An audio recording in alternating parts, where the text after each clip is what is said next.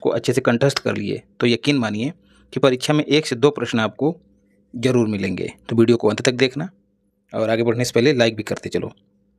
तो जारी किसने किया है? तो वित्त मंत्री जो कि सुरेश कुमार खन्ना हैं उत्तर प्रदेश के, उन्होंने जारी किया। कब जारी किया आपको डेट भी याद रखनी है, 20 फरवरी को। बजट का आकार कितना है? तो 8,08,736 करोड़ रुपए या फिर 8.08 लाख करोड़ रुपए। यहाँ पर लाख लिखना मैं भूल गया, लाख करोड़ रुपए है। और एक सूचना ये भी है कि जो पिछला मैंने केंद्रीय बजट आपको कराया था उसमें कहा था कि लोकसभा की 19वीं लोकसभा के लिए बजट जारी हुआ था, वो गलत था, भूलवश 19 हो गया था, लेकिन उसमें सुधार कर लीजिएगा। 18वीं लोकसभा के लिए बजट जारी किया गया था। महाकुंभ का उल्लेख इसमें किया गया है। तो यहाँ से एक फैक्ट हमको मिला जो परीक्षा की दृष्टि से महत्वपूर्ण है। महाकुंभ का उल्लेख जो है ऋग्वेद और अथर्ववेद में किया गया है। तो यदि इतिहास में इस तरह से क्वेश्चन पूछ ले तो भटकिएगा मत। तिथि कैसे निर्धारित होती है महाकुंभ की? जब बृहस्पति ग्रह जो है मेष राशि में प्रवेश करता है, चंद्रमा और सूर्य मकर राशि में प्रवेश करते हैं। अमावस्या की तिथि के अवसर पर महाकुंभ की शुरुआत होती है। यूपी की इकोनॉमी को $1 ट्रिलियन बनाने के लिए 10 क्षेत्रों की पहचान की गई है जिनका विकास किया जाएगा। शिक्षा, स्वास्थ्य, कृषि जैसे क्षेत्र इसमें शामिल हैं। नीति आयोग ने एक रिपोर्ट जारी की, उस रिपोर्ट की इसमें चर्चा की गई। ये रिपोर्ट किस संबंध में थी? तो राज्यों की राजकोषीय स्थिति के संबंध में थी। 2014-15 से लेकर 2022-23 के लिए उत्तर प्रदेश को फ्रंट रनर श्रेणी में रखा गया, मतलब तेजी से दौड़ रहा है अपनी राजकोषीय स्थिति को मजबूत करने के लिए। साधारण शब्दों में राजकोषीय स्थिति क्या होती है?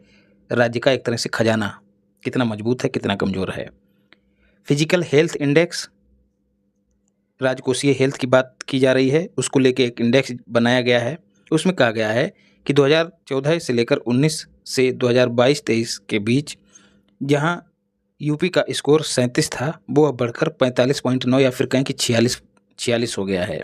मोस्ट इंपॉर्टेंट है, 37 आप छोड़ सकते हैं लेकिन 45.9 याद रखना है। जो भी हाईलाइटेड है उसको आपको कतई नहीं छोड़ना है।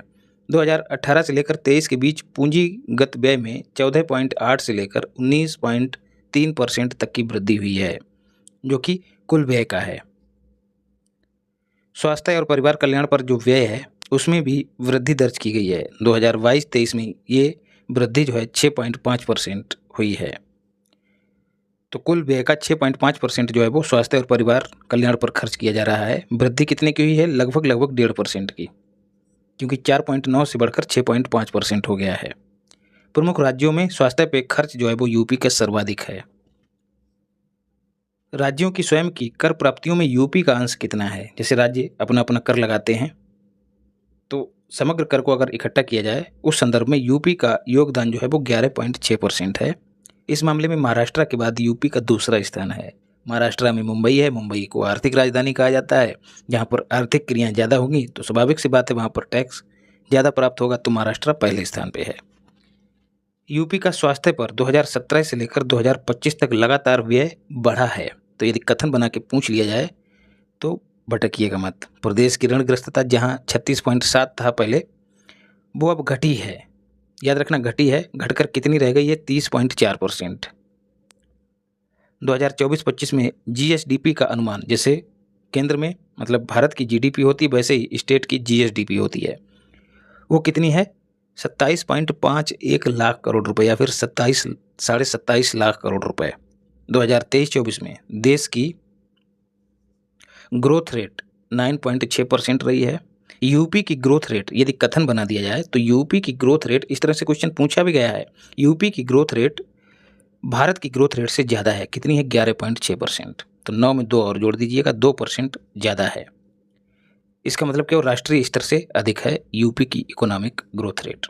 राज्य की प्रति व्यक्ति आय कितनी है? तो 93,514 रुपये। अच्छा, राजकोषीय घाटा जो है वो आपको याद रखना है कि जीडीपी का कितना है, ये भी विशेष रूप से याद रखना है, 2.97%। फिर बजट में जो खर्चे निर्धारित किए गए हैं, तो इंफ्रास्ट्रक्चर पर कितना व्यय किया जाएगा? कुल व्यय का तो 22%, कुल खर्च का 22% अकेले इंफ्रास्ट्रक्चर पर खर्च किया जाएगा। कृषि पर 11% का, एक और एक मिलकर 11। कृषि जो है अकेले नहीं होती, एक और एक जब किसान मिलते हैं तो 11 बनता है। शिक्षा पर 13%, स्वास्थ्य पर 6%। तो ये बात हो रही है बजट में व्यय की। पीछे हमने क्या देखा है, 6.5% बढ़ोतरी हुई है, 6.5% बढ़ गया है कुल व्यय का, लेकिन यहाँ पर बजट की बात हो रही है, तो अंतर को समझिएगा। सामाजिक सुरक्षा कार्यक्रम पर 4% खर्च हो रहा है। नगर निगम के अलावा प्रदेश के 58 जो नगर निकाय हैं उनको आदर्श स्मार्ट सिटी के रूप में विकसित किया जाएगा, तो ये संख्या याद रखिएगा। कामगारों के लिए जिला मुख्यालयों में श्रमिक अड्डों का निर्माण किया जाएगा। जैसे आप लोग शहरों में देखते हैं, जब सुबह होती है तो चौराहों पर लोग जो श्रमिक हैं वो इकट्ठे होते हैं काम की तलाश में। लोग जिसको ज़रूरत होती है श्रमिक की, मजदूर की, वो चौराहे पर जाकर डील करके अपने यहाँ ले आते हैं। तो इन चौराहों पर जो मूलभूत सुविधाएं हैं, पेयजल की और शौचालय वगैरह की, तो ये सब नहीं रहती हैं। तो ये अड्डे जब बना दिए जाएंगे तो श्रमिकों को आसानी हो जाएगी, मूलभूत सुविधाएं मिलेंगी। जीरो पावर्टी मिशन 2 अक्टूबर 2024 को स्टार्ट किया गया था, डेट भी याद रखिएगा। प्रत्येक ग्राम पंचायत के निर्धनतम परिवारों को पॉइंट आउट किया जाएगा, उनको वित्तीय सहायता दी जाएगी और उसके जरिए जो उनकी वार्षिक आय है, सीधे पैसा नहीं दे दिया जाएगा, उनको रोजगार के अवसर दिए जाएंगे, कोई रोजगार करने के लिए वित्तीय सहायता दी जाएगी। तो इन सब कामों के जरिए उनकी जो आय है वो 1,25,000 वार्षिक करने का लक्ष्य रखा गया है। और उसके लिए बजटीय प्रावधान कितना है, मोस्ट इंपॉर्टेंट है 250 करोड़ रुपए। गन्ना मूल्य भुगतान सुनिश्चित करने के लिए ये सब बजट में चर्चाएं की गई, और जो बजट में चर्चा हो जाती है जिस योजना की, वो परीक्षा की दृष्टि से महत्वपूर्ण हो जाती है। तो बजट में कहा गया कि 2017 में एस्क्रो अकाउंट मैकेनिज्म स्टार्ट की गई, जिसके तहत एस्क्रो अकाउंट खोले गए। एस्क्रो अकाउंट ऐसा अकाउंट होता है जिसमें किसान भी शामिल होता है, सरकार भी शामिल होती है, चीनी मिल भी शामिल होती है, और बैंक तो स्वाभाविक रूप से होगी। तो इन तीनों की नज़र होती है। चीनी मिल जो भी चीनी बेचती, पैसा आता है वो इस अकाउंट में पहुंचता है, इससे सरकार की नज़र इस पर बनी रहती है। चीनी मिल सबसे पहले किसानों को भुगतान करने के लिए बाध्य होते हैं, उसके बाद अपनी ज़रूरत के लिए पैसा लेते हैं। तो इससे क्या हुआ, गन्ना मूल्य का भुगतान सुनिश्चित हुआ। अब आपको बताना है कि फसलों के लिए तो MSP निर्धारित किया जाता है 22 फसलों का।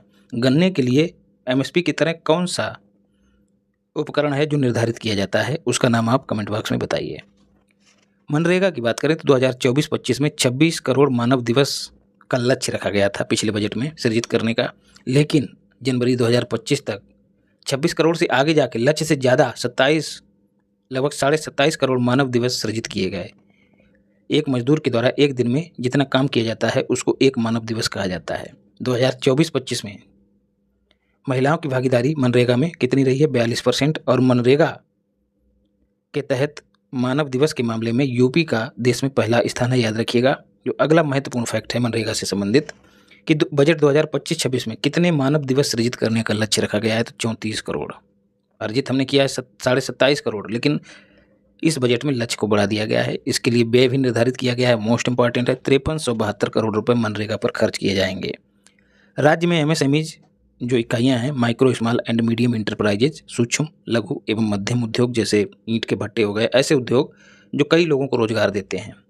ईंट के भट्टे हो गए, दर्जी की दुकान हो गई, बाइक बनाने वाले मिस्त्री की दुकान हो गई, टेलर की दुकान हो गई, बर्तन बनाने वाली, एक पापड़ बनाने वाली छोटी सी एक संस्था या फिर कहें कि एक कंपनी, तो ये सब MSMEज कहे जाते हैं। तो कहा गया है कि यूपी में संख्या कितनी है, 96 लाख, और ये 1.65 करोड़ लोगों को रोजगार देते हैं। कन्या विवाह योजना की भी चर्चा की गई है। कन्या विवाह सहायता योजना, जो श्रमिकों की 2 बालिकाएं हैं उनके विवाह के लिए सरकार सहायता करती है। स्वजातीय विवाह के लिए 55,000 करोड़ रुपए, अंतरजातीय विवाह के लिए 61,000 करोड़ रुपए। 2-3 बार वीडियो देखेंगे, PDF देखेंगे, चीज़ें याद हो जाएंगी। परीक्षा से पहले, एग्जाम हॉल में जाने से पहले एक बार रिवाइज कर दीजिएगा, एकदम दिमाग में बैठी रहेंगी, और फटाक से जाके एग्जाम हॉल में कर देना। अंतरजातीय विवाह के लिए 61,000 रुपये। अंतरजातीय विवाह मतलब एक जाति से दूसरी जाति में विवाह, उसके लिए रकम ज़्यादा रखी गई है ताकि जाति पात जो है वो भारत में कम हो। लेकिन एक तरफ बजट में व्यवस्था की जा रही है ऐसी, वहीं राजनीतिक दल ही इसको बढ़ावा देते हैं। CM कन्या सुमंगल योजना, ऊपर विवाह योजना थी, नीचे कन्या सुमंगल, नाम से जाहिर है कन्या का मंगल करने के लिए। कन्या का मंगल कैसे होगा, कन्या को उच्च शिक्षा मिलेगी, ठीक है, तब होगा। कन्या को वित्तीय सहायता या फिर आर्थिक सुरक्षा मिलेगी, तब उसका मंगल होगा। 2019 में शुरू की गई थी, बालिकाओं की शिक्षा और आर्थिक सुरक्षा सुनिश्चित करने के लिए शुरू की गई थी। जन्म से लेकर उच्च शिक्षा तक के लिए रकम निर्धारित की गई है इस योजना में 25,000 रुपये, पहले 15,000 हुआ करती थी, लेकिन पिछले बजट में इसको बढ़ाकर 25,000 कर दिया गया है। इसके लिए बजट में प्रावधान 700 करोड़ का किया गया है। इंपॉर्टेंट फैक्ट यही है। अटल आवासीय विद्यालय जो श्रमिक हैं उनके बच्चों को फ्री में एजुकेशन देने के लिए स्थापित किए गए हैं। उनमें संख्या बच्चों की पहले 360 हुआ करती थी, उसको इस बजट में बढ़ाकर 1,000 करने का लक्ष्य रखा गया है। प्रधानमंत्री जनधन योजना के तहत 9.5 करोड़ खाते जो हैं उत्तर प्रदेश में हैं और इसमें प्रथम स्थान है देश में। पीएम सुरक्षा बीमा योजना में भी प्रथम स्थान है। इसका प्रीमियम 20 हो गया, बढ़ा के पहले 12 हुआ करता था। ये दुर्घटना बीमा है, जबकि पीएम जीवन ज्योति बीमा जो है वो लाइफ इंश्योरेंस है। इसके पंजीकरण के मामले में भी यूपी पहले स्थान पे है। इसकी भी प्रीमियम राशि 436 रुपये हो गई है, पहले शायद 300 के आसपास थी। तो बढ़ी हुई राशि याद रखिएगा, ये प्रायः पूछ लिया जाता है। अटल पेंशन योजना की बात करें, अच्छा जीवन बीमा क्या होता है? मरने के बाद पैसा मिलता है, एक मुश्त पैसा मिलता है। अटल पेंशन योजना की बात करें, इसके पंजीकरण में भी यूपी पहले स्थान पे है। यूपी में मेडिकल कॉलेज कितने हैं? 80 हैं, उनमें से 44 सरकारी हैं और 36 निजी हैं। एम्स कितने हैं? 2, एक गोरखपुर में है और एक रायबरेली में है। आयुष्मान कार्ड बनाने के मामले में यूपी पहले स्थान पे है। अब आपको बताना कि आयुष्मान योजना की शुरुआत कब हुई थी और कहाँ से की गई थी। इंपॉर्टेंट क्वेश्चन है। 2025-26 में निर्माण पूरा करने का लक्ष्य जो है रखा गया है। गुरु गोरखनाथ आयुष विश्वविद्यालय कहाँ बनेगा? गोरखपुर में। राजकीय आयुर्वेदिक महाविद्यालय कहाँ बनेगा? अयोध्या में। और राजकीय होम्योपैथिक महाविद्यालय कहाँ बनेगा? बनारस में। आयुर्वेद वाला कैसे याद रखना है? भगवान राम अयोध्या से संबंधित हैं और राम जब वन में गए थे तो छोटी मोटी बीमारी के लिए जो इलाज जो है वो अपना जड़ी बूटियों से किया करते थे। तो आयुर्वेद का संबंध अयोध्या से ऐसे जोड़ के याद कर लेना। गंगा एक्सप्रेस वे को जो है सोनभद्र से जोड़ा जाएगा, उसके लिए विंध्य एक्सप्रेस वे प्रस्तावित किया गया है। ये विंध्य एक्सप्रेस वे प्रयागराज, मिर्जापुर, बनारस, चंदौली होते हुए सोनभद्र तक जाएगा। एआई सिटी का विकास करने के लिए कहाँ? लखनऊ में 5 करोड़ रुपए का बजटीय प्रावधान किया गया है। साइबर सिक्योरिटी के क्षेत्र में टेक्नोलॉजी ट्रांसलेशन रिसर्च पार्क स्थापित करने के लिए 3 करोड़ का प्रावधान बजट में किया गया है। सीएम युवा उद्यमी विकास अभियान जो 2024-25 में स्टार्ट किया गया था, जो युवा हैं उनका स्किल डेवलपमेंट करने के लिए, उनको वित्तीय सहायता देने के लिए, ऋण वगैरह प्रदान करने के लिए, अपना उद्यम स्थापित करने के लिए बजट में 1,000 करोड़ रुपए आवंटित किए गए हैं। हथकरघा उद्योग कृषि के बाद दूसरा रोजगार प्रदान करने वाला क्षेत्र है। यदि कथन बना दिया जाए तो गच्चा मत खाइएगा। यूपी गारमेंट पॉलिसी 2022 में आई, उसके लिए 150 करोड़ रुपए निर्धारित हैं। ये वर्ष जरूर याद रखिएगा, सीधे सीधे पूछ लिया जाता है कि यूपी गारमेंट पॉलिसी कब प्रख्यापित हुई? तो 2022 में। यूपी डेटा सेंटर नीति के तहत प्रदेश में 3 डेटा सेंटर पहले स्थापित करने की बात कही गई थी, लेकिन इस बजट में इनकी संख्या 8 बढ़ा दी गई है। 8 स्थापित करने का लक्ष्य रखा गया है। अनुमानित निवेश 30,000 करोड़ का होगा। ऊपर तो हो गए data centre. 8 centre of excellence स्थापित करने की बात पहले कही गई थी, उनमें से 3 का परिचालन शुरू हो गया है। ये खाली सूचना है, इसमें लक्ष्य नहीं रखा गया है। इन तीनों एक्सीलेंस सेंटर के नाम और स्थान आपको पता होना चाहिए। मेडिकल इलेक्ट्रॉनिक्स के क्षेत्र में एक्सीलेंस सेंटर जो है पीजीआई, आपने हॉस्पिटल सुना होगा, लखनऊ में है, वो लखनऊ में स्थापित किया गया है। आर्टिफिशियल इंटेलिजेंस के क्षेत्र में जो एक्सीलेंस सेंटर है वो आईआईटी कानपुर के नोएडा परिसर में, आईआईटी कानपुर का एक परिसर नोएडा में स्थापित किया गया है, वहाँ पर एक एक्सीलेंस सेंटर स्थापित किया गया है। ड्रोन क्षेत्र पे काम करने के लिए एक्सीलेंस सेंटर आईआईटी कानपुर में स्थापित किया गया है। विभिन्न जनपदों में 2100 नए नलकूप ट्यूबवेल बनाए जाएंगे। गंगा को प्रदूषण मुक्त करने के लिए 67 नई परियोजनाएं चलाई जाएंगी, जिनके लिए 14,823 करोड़ रुपए का बजटीय आवंटन किया गया है। अगला है सोलर एनर्जी प्लांट स्थापित करने की बात कही गई है, प्रस्तावित है। कोल इंडिया लिमिटेड और UPPCL Uttar Pradesh power corporation limited दोनों मिलकर जालौन में 500 मेगावाट क्षमता का सोलर एनर्जी प्लांट स्थापित करेंगे। बजट में आवंटन भी हुआ है, आपको याद नहीं रखना कितना हुआ है। एनटीपीसी ग्रीन एनर्जी और यूपीपीसीएल दोनों मिलकर कहाँ? झांसी में स्थापित करेंगे। इसकी क्षमता कितनी होगी? 200 मेगावाट की। यूपी सौर ऊर्जा नीति कब आई? 2022 में आई और इस नीति के तहत 5 वर्षों में 22,000 मेगावाट सोलर एनर्जी की प्रोडक्शन का लक्ष्य रखा गया। मोस्ट इंपॉर्टेंट फैक्ट है। 2025-26 में सोलर एनर्जी के क्षेत्र में कौशल प्रशिक्षण प्रदान करके लोगों को आजीविका के अवसर प्रदान करने के लिए सूर्य मित्र 3,000 सूर्य मित्र जो हैं वो प्रशिक्षित किए जाएंगे, है ना। पैनल वैनल लगेंगे तो उसके लिए योग्य कुशल कर्मचारियों की भी आवश्यकता होगी, तो ऐसे ही कर्मचारियों को सूर्य मित्र की संज्ञा दी गई है। तो 25-26 में 3000 को प्रशिक्षित किया जाएगा। SCR का जिक्र जैसे दिल्ली में NCR है, नेशनल कैपिटल रीजन, वैसे ही राजधानी स्टेट कैपिटल रीजन, राज्यों में क्या यूपी में स्टेट कैपिटल रीजन का गठन हो रहा है। बजट में इसका जिक्र किया गया है। इसके लिए SCR विकास प्राधिकरण अधिनियम वो प्रख्यापित किया गया है। SCR में 6 जिले शामिल हैं। 6 के 6 ऐसे जिले हैं जिनकी सीमा लखनऊ से लगती है। कौन कौन से? एक स्वयं में लखनऊ, दूसरा हरदोई, तीसरा सीतापुर, चौथा बाराबंकी, पांचवा रायबरेली और छठा उन्नाव। इंपॉर्टेंट है भाई, इसको अच्छे से याद कर लेना। यूपी में कुल 6 एयरपोर्ट नहीं यार 20 एयरपोर्ट क्रियाशील हैं, जिनमें से 4 अंतर्राष्ट्रीय एयरपोर्ट हैं और 5वां जेवर में निर्माणाधीन है। अगर ये 5वां भी बन जाएगा तो कुल 21 एयरपोर्ट जो हैं यूपी में हो जाएंगे, याद रखिएगा, जिनमें 5 अंतर्राष्ट्रीय होंगे। स्वच्छ भारत मिशन ग्रामीण के लिए 2045 करोड़ का बजटीय आवंटन किया गया है। अब आप कहेंगे ये तो केंद्र की योजना, नहीं, इसमें 75% केंद्र का योगदान होता है, 25% राज्य का होता है। पहाड़ी क्षेत्रों में ये 75 बढ़ के 90% हो जाता है। CM आवास योजना 1200 करोड़ रुपए इसके लिए आवंटित किए गए हैं। यूपी बीज स्वावलंबन नीति 2024 के तहत सीड पार्क विकास योजना चलाई जा रही है। सीड पार्क मतलब बीजों, गुणवत्ता युक्त बीज, नई प्रजाति के बीज, उनका संवर्धन, उनका प्रजनन, उनका विकास, इसके लिए ये सीड पार्क स्थापित किए जाने से संबंधित योजना है। उसके लिए बजट में आवंटन 251 करोड़ का किया गया है। कृषि क्षेत्र के लिए 200 करोड़ रुपए। यूपी एग्रीज परियोजना, इसकी ऑफिशियल शुरुआत 28 जनवरी 2025 को हुई, जबकि घोषणा 2024 में ही हुई थी। तो यूपी एग्रीज परियोजना जो है किसानों के लिए वित्तीय सहायता और उनको तकनीकी सहायता प्रदान करने के उद्देश्य से चलाई जा रही है। उसके लिए 200 करोड़ रुपए का आवंटन किया गया है और वर्ल्ड बैंक की हेल्प से ये संचालित है। मोस्ट इंपॉर्टेंट योजना है, याद कर लेना। कृषि प्रौद्योगिकी विश्वविद्यालय कितने संचालित हैं? 5। कृषि विज्ञान केंद्र कितने स्थापित हैं? 89। 20 और नए स्थापित करने का लक्ष्य रखा गया है। तो 20 भी याद रखिएगा, 89 भी याद रखिएगा। महात्मा बुद्ध कृषि एंड प्रौद्योगिकी विश्वविद्यालय कहाँ बनेगा? कुशीनगर में। यूपी गन्ना उत्पादन में पहले स्थान पे है, दुग्ध उत्पादन में भी पहले स्थान पे है। इंडिया विश्व में दुग्ध उत्पादन में पहले स्थान पे है। समग्र शिक्षा अभियान के लिए 666 करोड़ रुपए का प्रावधान किया गया है। यूपी सैनिक स्कूल निर्माणाधीन है, कहाँ? लखनऊ में।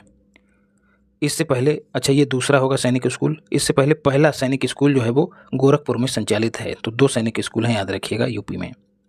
NCC प्रशिक्षण अकादमी निर्माणाधीन है गोरखपुर में। प्रधानमंत्री उच्चतर शिक्षा अभियान के लिए 600 करोड़ रुपए का आवंटन किया गया है। तो समझ लीजिए, समग्र शिक्षा अभियान के लिए 666 और प्रधानमंत्री उच्चतर शिक्षा अभियान के लिए 600 करोड़ रुपए। आगरा में साइंस सिटी स्थापित करी जाएगी और बनारस में साइंस सिटी और नक्षत्रशाला भी स्थापित करने का लक्ष्य रखा गया है या फिर प्रस्तावित है। मेरठ में खेल विश्वविद्यालय निर्माणाधीन है। अंतर्राष्ट्रीय क्रिकेट स्टेडियम बनारस में निर्माणाधीन है। धर्मार्थ कार्य देख लेते हैं। बांके बिहारी कॉरिडोर बनाया जाएगा मथुरा और वृंदावन में। उसके लिए जो भूमि खरीदी जाएगी उसके लिए 100 करोड़ और उसका विकास करने के लिए 50 करोड़ का आवंटन किया गया है। तो ये विकास वाला विशेष रूप से याद रखिएगा। मिर्जापुर में माँ विंध्यवासिनी, माँ अष्टभुजा मंदिर और माँ काली खोह मंदिर, इन तीनों को मिला के कॉरिडोर बनाया जाएगा। उसके विकास के लिए भी 100 करोड़ रुपए का प्रावधान किया गया है और भूमि क्रय के लिए भी 100 करोड़। तो वृंदावन के लिए विकास राशि 50 करोड़ है, जो कम है। वेद विज्ञान केंद्र नैमिषारण्य सीतापुर में बन रहा है, उसके विकास हेतु 100 करोड़। तो मिर्जापुर और सीतापुर के लिए 100 करोड़ रुपए है, जबकि वृंदावन के लिए जो कॉरिडोर है बांके बिहारी, उसके लिए 50 करोड़। तो बांके बिहारी लाल की जय। वेद विज्ञान केंद्र हो गया। यूपी में वृक्षावरण कुल क्षेत्रफल का कितना है? 9.96%, लगभग 10%। वनावरण और वृक्षावरण में वृद्धि के मामले में यूपी का दूसरा स्थान है। बाघों की संख्या जहां 2018 में 173 हुआ करती थी, वो 2022 में 205 हो गई है। ये फैक्ट भी याद रखिएगा। पीलीभीत टाइगर रिजर्व में बाघों की संख्या बढ़कर 2 गुनी हो गई, इसलिए उसको TX2 अवार्ड दिया गया। देश का पहला रेड हेडेड गिद्ध संरक्षण और प्रजनन केंद्र गोरखपुर में कैपियर रेंज में स्थापित किया जा रहा है। हो गया है स्थापित। वृद्धावस्था और किसान पेंशन योजना के तहत 1000 रुपये प्रतिमाह दिए जाते हैं। इस बजट में GST से संग्रह का अनुमान कितना है? 1,30,425 करोड़ रुपए। अन्य राज्यों की तुलना में यूपी का जो ब्याज पर खर्च होता है उसमें लगातार कमी आई है। इसे भी याद रखिएगा, अगर कथन बना के पूछ ले तो आप सही कर दें। नई योजनाएं कितने रुपए की शामिल की गई हैं? तो 28,478 करोड़ रुपए की। ग्रामीण क्षेत्रों में विद्युत ऊर्जा की आपूर्ति कितनी होने का अनुमान है? 20 घंटे 35 मिनट। अयोध्या और 16 अन्य नगर निगमों को मिलाकर सोलर सिटी के रूप में उनको विकसित किया जाएगा। तो इस तरह से हमने यूपी बजट कंपेयर। तो सबसे पहले हम आसान शब्दों में ही इसको समझ लेते हैं। सरकार आप सब जानते हैं मंत्रालयों और विभागों से मिलकर बनी हुई होती है। सरकार को अपनी गतिविधियां चलाने के लिए धन की आवश्यकता होती है, विभिन्न प्रकार की योजनाएं जारी करती है और इंफ्रास्ट्रक्चर और भी कई काम करती सरकार, आप लोग सब समझ रहे होंगे।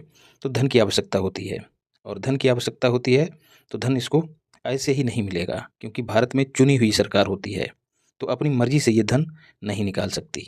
इसके लिए क्या करता है सरकार, क्या करती है, इसके जो मंत्रालय और विभाग हैं वो अपने अपने खर्च का ब्यौरा तैयार करते हैं और वित्त मंत्रालय को देते हैं। वित्त मंत्रालय क्या करता है, उसका एक मसौदा तैयार करता है और वित्त मंत्री को देता है। अच्छा, ये मसौदा तैयार करने के दौरान हलवा सेरेमनी होती है, मतलब हलवा खिलाकर बजट को तैयार किया जाता है। इसमें होता क्या, सरकार की मांगें होती हैं और चूंकि मांगें होती हैं तो इसको लोकसभा और राज्यसभा के समक्ष रखा जाता है और उस पर मतदान होता है। याद रखिएगा, मतदान केवल लोकसभा में ही होता है, राज्यसभा में केवल चर्चा होती है। तो जब मतदान हो जाएगा, पूर्ण मतदान हो जाएगा, तो मांगें जो है वो अनुदान में बदल जाएंगी। मांगों में क्या होता है, सरकार कुछ भी बता देती है। मान लिया सरकार ने कहा कि हमको एक्स रुपये ज़रूरत हैं, तो ये एक्स मांग हो गई। लेकिन जो सांसद हैं, संसद के जो सदस्य हैं, उनको लगेगा कि ये एक्स रुपये वाकई में सरकार को ज़रूरत हैं, तो वो वोटिंग करेंगे, नहीं ज़रूरत है तो नहीं करेंगे। तो जब वोटिंग कर देते हैं, मतलब अपना समर्थन दे देते हैं, तो मांग अनुदान में बदल जाती है। अनुदान मिलता कहाँ से है, ये संचित निधि से मिलता है। संचित निधि का प्रावधान संविधान के आर्टिकल 266 में है। यहाँ से पैसा ऐसे ही नहीं निकलता है, इसके लिए विनियोग विधेयक लाया जाता है जिसका उल्लेख आर्टिकल 114 में है। इसे भी पारित कराया जाता है, तब जाके पैसा संचित निधि से निकलता है।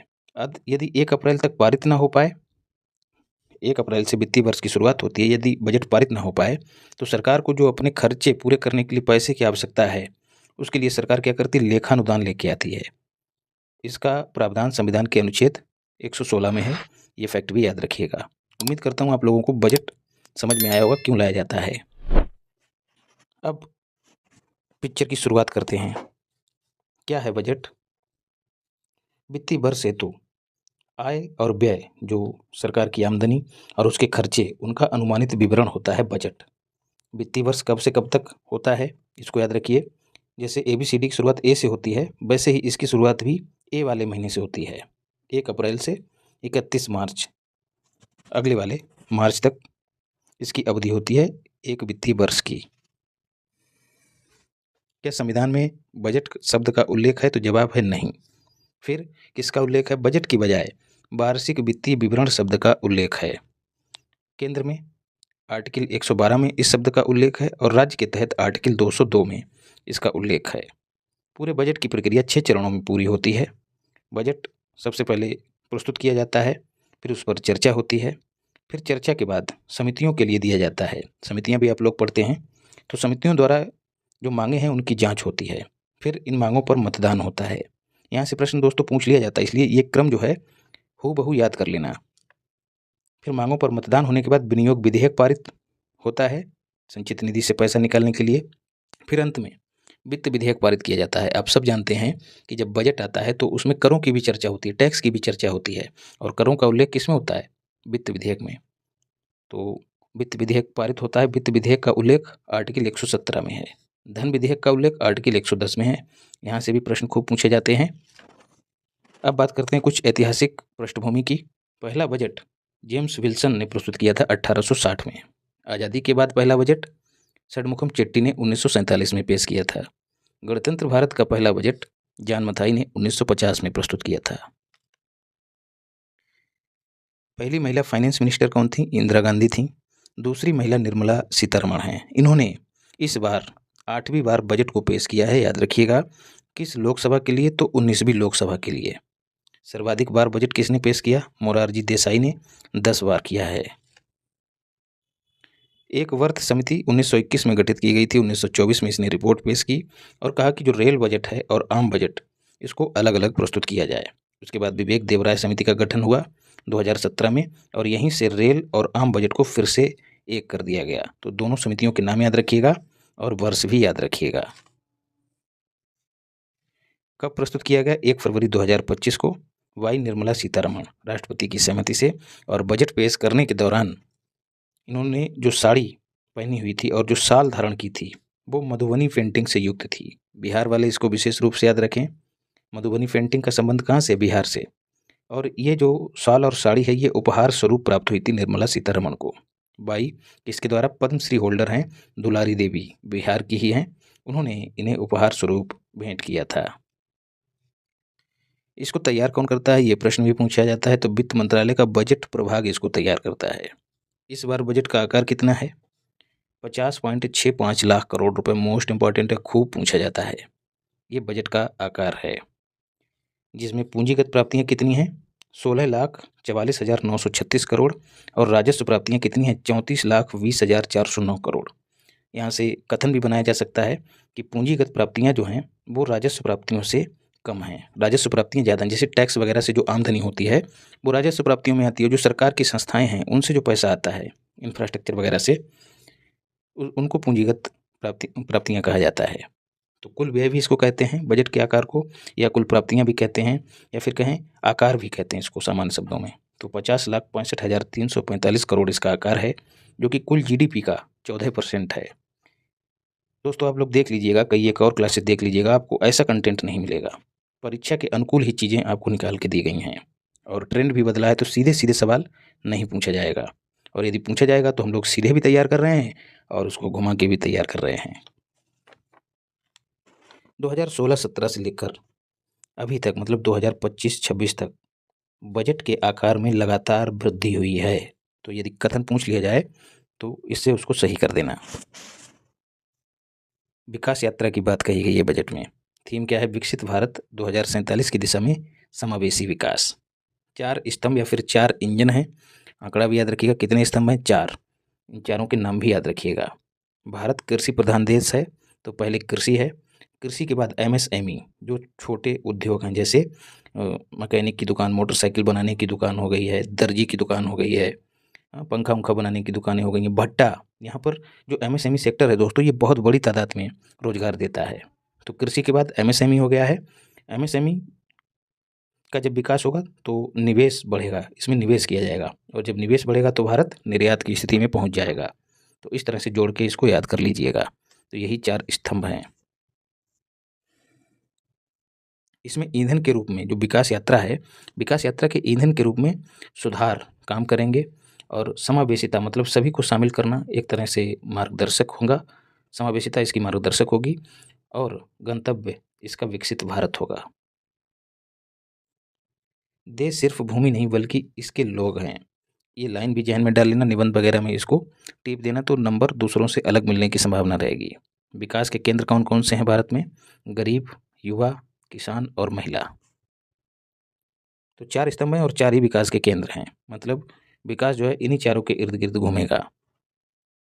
पहला इंजन कृषि, अब इसको विस्तार से देखेंगे। प्रधानमंत्री धन धान्य कृषि योजना की शुरुआत की जाएगी। कृषि क्षेत्र में जो पिछड़े 100 जिले हैं उनको इस योजना के तहत शामिल किया जाएगा। वहाँ पर बुनियादी सुविधाएं जो कृषि से संबंधित हैं, जैसे सिंचाई हो गया, इन सब का विकास किया जाएगा। इसके तहत 1.7 करोड़ किसानों को लाभ मिलेगा। दलहन आत्मनिर्भरता अभियान शुरू किया जाएगा, जिसमें 3 दालों को शामिल किया गया है।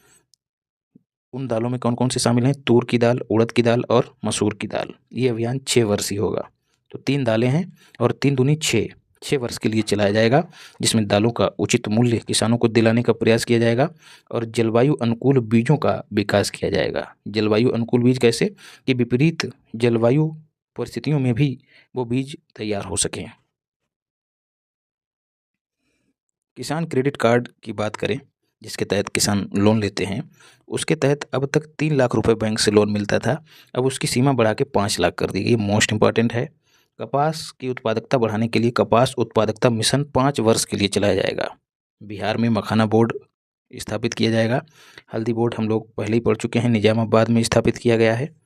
तो बिहार में मखाना बोर्ड स्थापित होगा। बिहार वाले याद रखें, मखाना को जीआई टैग भी दिया गया है। मत्स्य विकास पर ध्यान देने की बात कही गई है बजट में। अंडमान निकोबार और लक्षद्वीप, इन दोनों यूटीज को याद रखिएगा। असम के ब्रह्मपुत्र घाटी उर्वरक निगम लिमिटेड जो है वहाँ पर, उसके परिसर में यूरिया प्लांट कहाँ है? ये निगम लिमिटेड नाम रूप में, तो वहाँ पर यूरिया प्लांट स्थापित किया जाएगा। दूसरा इंजन एमएसएमई है, इसकी नई परिभाषा दी गई है, मोस्ट इम्पॉर्टेंट है।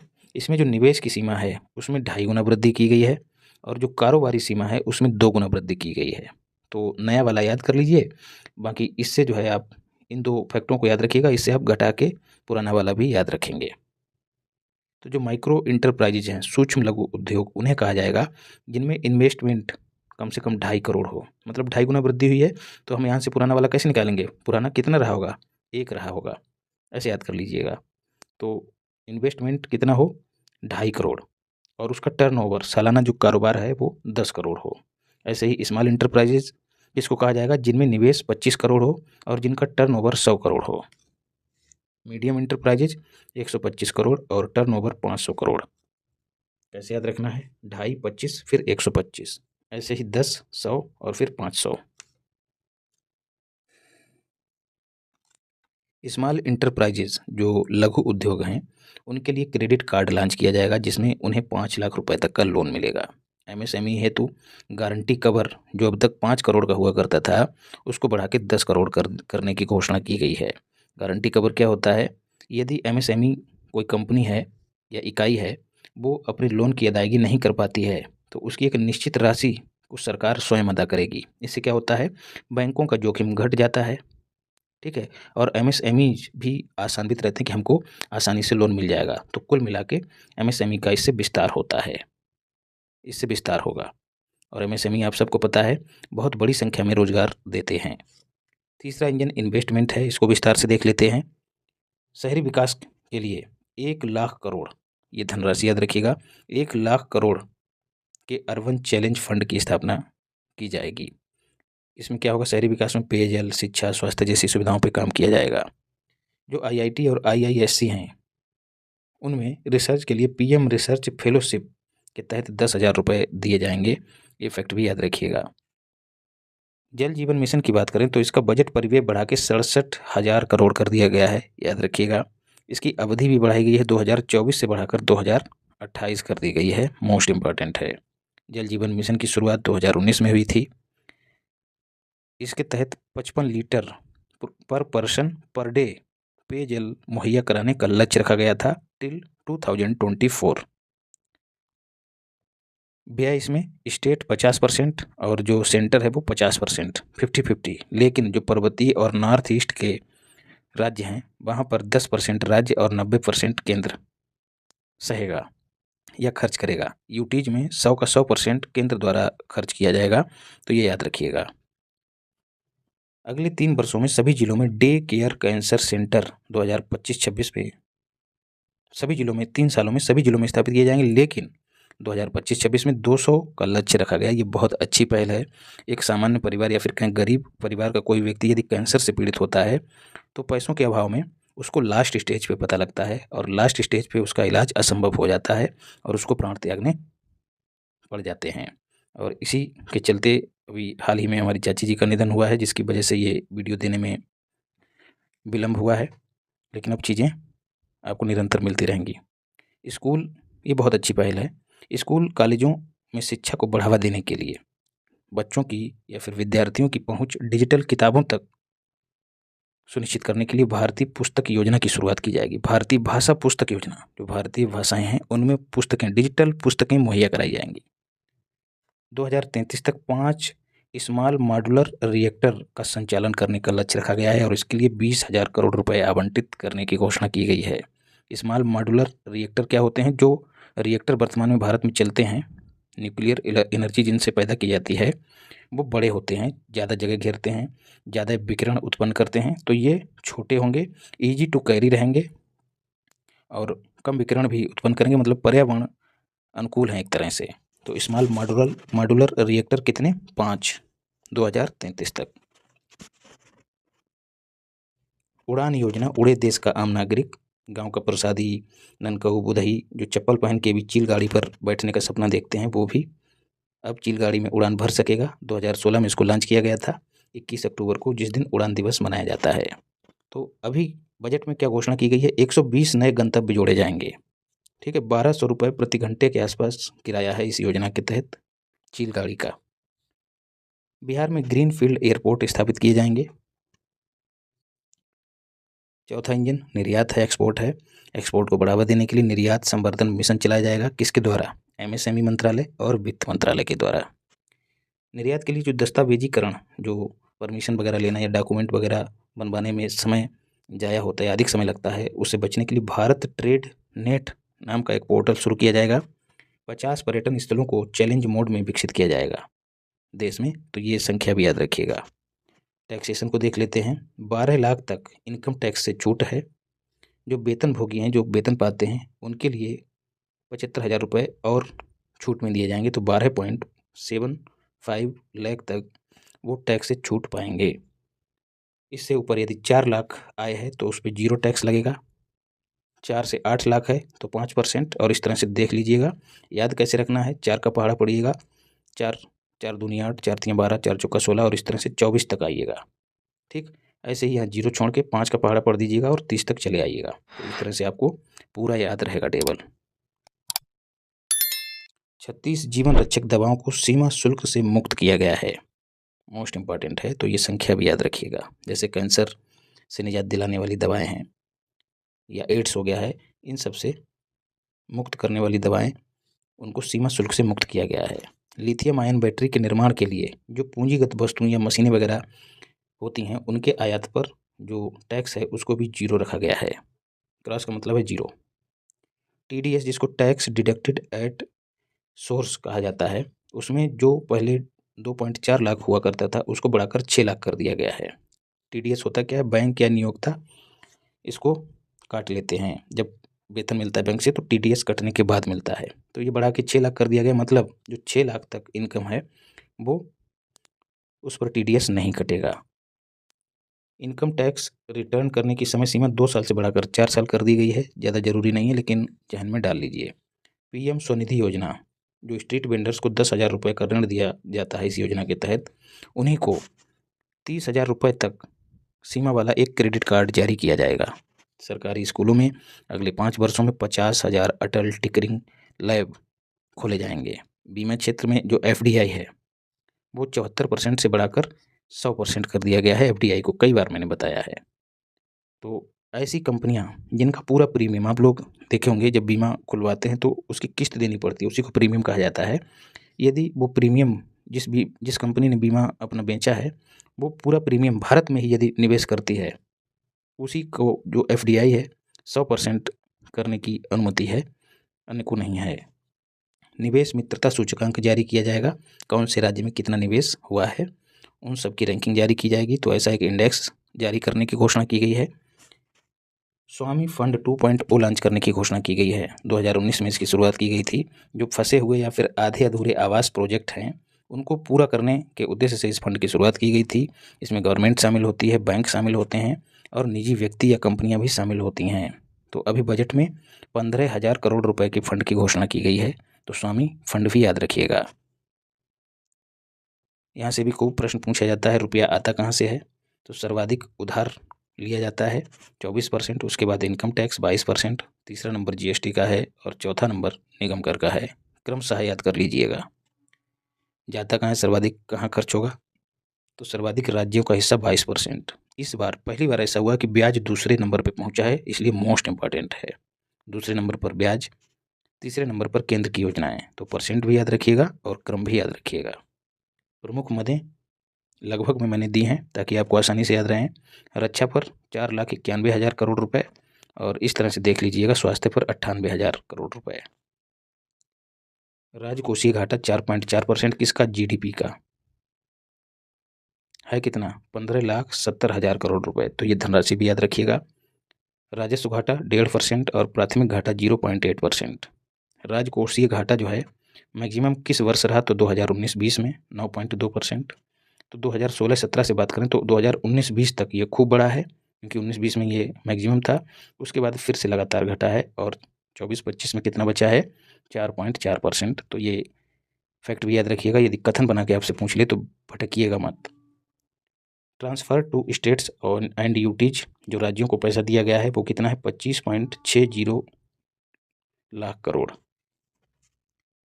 मनरेगा के लिए 86,000 करोड़ रुपए, प्रधानमंत्री ग्रामीण सड़क योजना के लिए 19,000 करोड़ रुपए, मिशन शक्ति जिसमें महिला सशक्तिकरण की बात होती है उसके लिए 3150 करोड़, पीएम किसान के लिए 63,500 करोड़, भारत एआई मिशन के लिए 2,000 करोड़, सेमीकंडक्टर के लिए 7,000 करोड़ और पीएलआई जो स्कीम है उसके लिए 9,000 करोड़ रुपए का प्रावधान किया गया है। दूसरी राष्ट्रीय जीन बैंक स्थापित की जाएगी। पहली 1996 में स्थापित हुई थी नई दिल्ली में। राष्ट्रीय जीन बैंक किसका जीन? फसलों की प्रजातियों के जीन जो है वो संरक्षित किए जाएंगे जिससे खाद्य सुरक्षा और पोषण को बढ़ावा मिलेगा।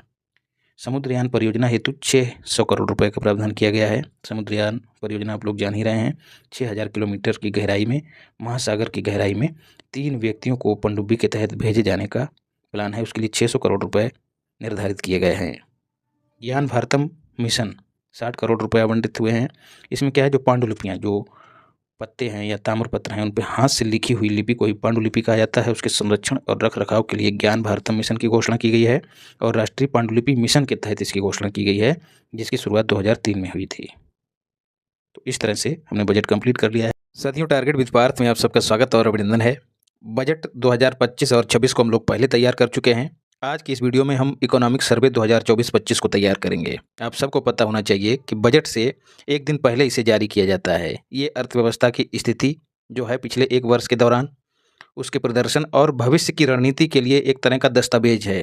आप ऐसे इसको समझ सकते हैं कि ये बजट का आधार होती है। बजट का आधार होती है आर्थिक समीक्षा, इसलिए इसको बजट से पहले जारी किया जाता है। ये सरकार, जनता और विशेषज्ञों के लिए अर्थव्यवस्था की तस्वीर होती है जिसे आधार बनाकर वो लोग बजट को अच्छे से समझ सकें और बजट में जो चीज़ें दी गई हैं वो परिस्थितियों के अनुकूल हैं या नहीं, इन सब चीज़ों का अनुमान लगा सकें, इसलिए इसको पहले जारी किया जाता है। जारी इसको 31 जनवरी 2025 को किया गया। वित्त मंत्रालय का आर्थिक कार्य विभाग इसको तैयार करता है और जो मुख्य आर्थिक सलाहकार हैं अनंत वी नागेश्वरन, उनके सानिध्य में इसे तैयार किया जाता है और वित्त मंत्री जो हैं इसे प्रस्तुत करते हैं।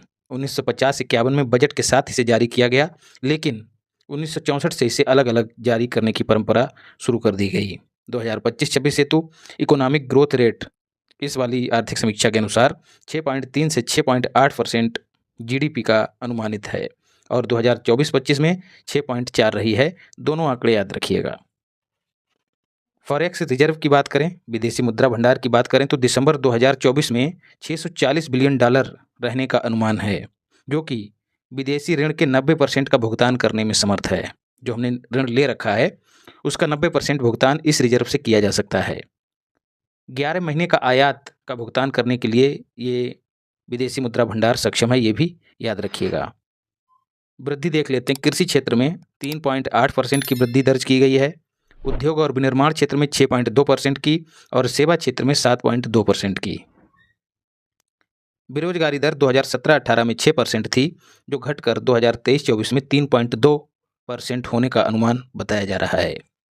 वैश्विक निर्यात में इंडिया को 7वां स्थान हासिल है। पेटेंट आवेदन करने में कुल 10 देशों में इंडिया को 6ठा स्थान हासिल हुआ है, ये फैक्ट भी याद रखिएगा। FDI बढ़कर जो है $55.5 बिलियन हुआ है। ऋण जीडीपी अनुपात 19.4% का अनुमान है और 10 से 24 वर्ष की जो जनसंख्या है वो 26% है।